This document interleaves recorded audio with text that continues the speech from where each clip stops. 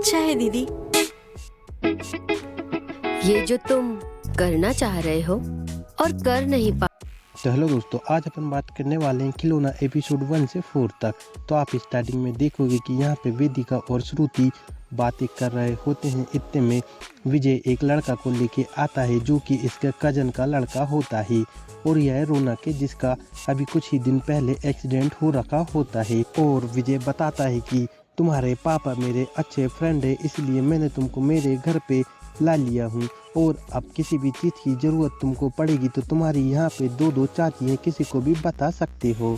और यहाँ पे श्रुति और वेदिका का दिमाग और ज़्यादा खराब हो जाता है क्योंकि यहाँ पे उनसे घर के काम होते नहीं हैं और विजय ने एक आफत और लाके घर पे रख दिया है। और भाई आप देखोगे कि जब जैसे ही रात होती है तो आपको यहाँ पे देखने को मिलेगा कि जो वेदिका होती है और उसके पति विजय का ताबड़तोड़ पलंग सीन देखने को मिलेगा और विजय भी ऐसा खतरनाक करता है कि उसको रुला देता है और इन दोनों की आवाज़ इतनी तेज रहती है कि रौनक से कंट्रोल ही नहीं होता है और वह वेदिका चाची करके अपने ही मजे लेने लगता है।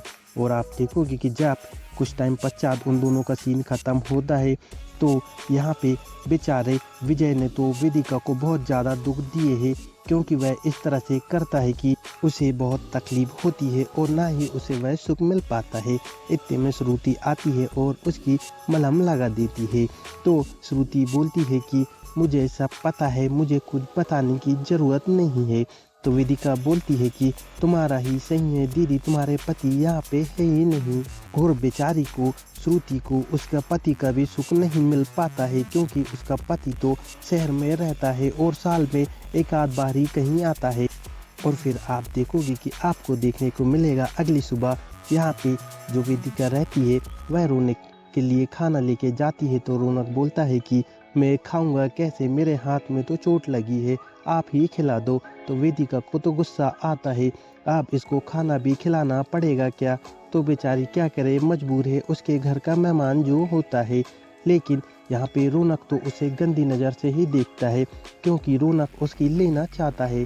और भाई साहब जैसे ही चाची उसे खाना खिला के चली जाती है तो आप देखोगे कि यहाँ पे रौनक चाची के सपने देखने लगता है और गंदी वाली हरकतें करने लगता है पलंग पे ही। लेकिन इतने में ही बड़ी चाची आ जाती है श्रुति और बोलती है कि ये क्या कर रहे हो तुम।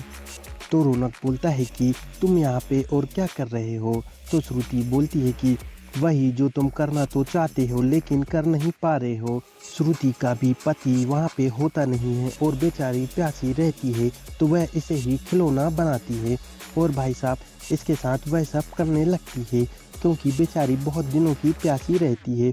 और आप देखोगे कि यहाँ पे इन दोनों को आपको सीन देखने को मिलेगा जो कि बहुत मज़ेदार होने वाला है, लेकिन आपको यहाँ पे आधा ही सीन देखने को मिलेगा और श्रुति उसका आधा ही काम करती है और वहाँ से चली जाती है यह बोल के कि बाकी का बाद में करेंगे।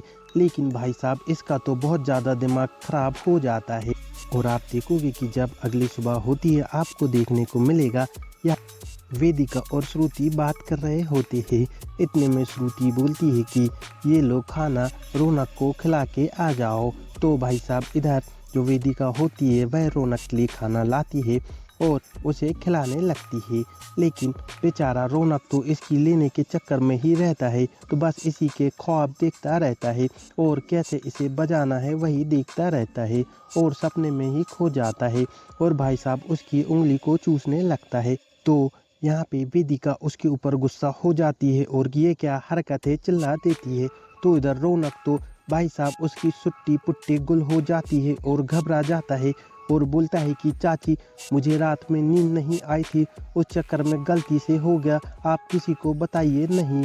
और भाई साहब यहाँ पे जो वेदिका है वह वहाँ से चली जाती है और रौनक तो इधर घबरा जाता है पूरा। और आप देखोगे कि यहाँ पे थोड़ी देर बाद जब वेदिका श्रुति को बताती है कि रौनक तो एक नंबर का पागल लड़का है, आज जब मैं उसे खाना लेके गई तो वह मेरी उंगली ही चूसने लगा था।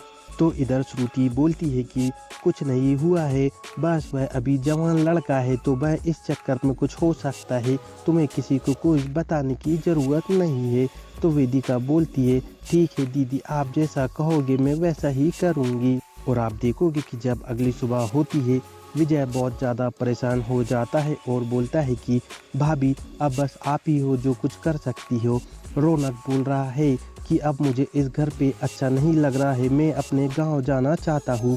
तो भाभी आप ही कुछ करिए, नहीं तो मेरी रेपुटेशन का क्या होगा कि एक गेस्ट आया था वो भी चौहान साहब के घर से चला गया बोर होके।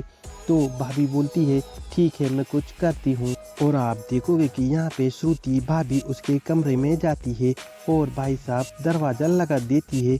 तो रौनक बोलता है कि यह क्या कर रहे हो चाची। तो श्रुति चाची बोलती है कि मैं तुम्हारी शिकायत कर रही हूँ और मैं तुम्हें आप कहीं जाने नहीं दूंगी यहाँ से, इस घर से। और भाई साहब आप देखोगे कि उसकी शिकायत करने के बहाने वह उसके साथ मज़े लेती है, लेकिन आज भी श्रुति चाची उसे आधे ही मज़े देती है और वहाँ से छोड़ के चली जाती है। और ये बेचारा फिर से परेशान हो जाता है क्योंकि उसका आधा ही रास्ते में गेम बंद हो जाता है। और आप देखोगे कि जब रात होती है, इधर श्रुति चाची काम कर रही होती है, इतने में वेदिका आती है और बोलती है कि इतना सारा खाना किसके लिए बना रहे हो। तो श्रुति बता रही है कि रौनक के लिए बना रही हूँ इतना सारा खाना। वेदिका को कुछ समझ नहीं आता है कि आखिर श्रुति करना क्या चाहती है और इस रौनक को इतना भाव क्यों दे रही है और इतना स्पेशल खाना। और बोलती है आज तो श्रुति ने नए कपड़े भी लाए हैं और भाई साहब वह उसे कुछ समझ नहीं आता है। और जब रात होती है तो आप देखोगे कि यहाँ फिर से विजय आता है और अपनी पत्नी वेदिका को रगड़ने लगता है और वेदिका की आवाज़ फिर से यहाँ पे रौनक के कमरे तक जाती है और यहाँ पे रौनक से फिर से कंट्रोल नहीं होता है। तो रौनक उठता है और डायरेक्ट श्रुति चाची के कमरे में चला जाता है और उसके साथ वह सब करने लगता है और ज़बरदस्ती ही वो सब करने लगता है। और यहाँ पे आपको इन दोनों का बहुत खतरनाक सीन देखने को मिलेगा। और भाई साहब इनकी आवाज़ जाती है तो यहाँ पे वेदिका भी उठ के आ जाती है और इन दोनों का सीन देख के अपने ही मज़े करने लगती है। बाकी का आपको नेक्स्ट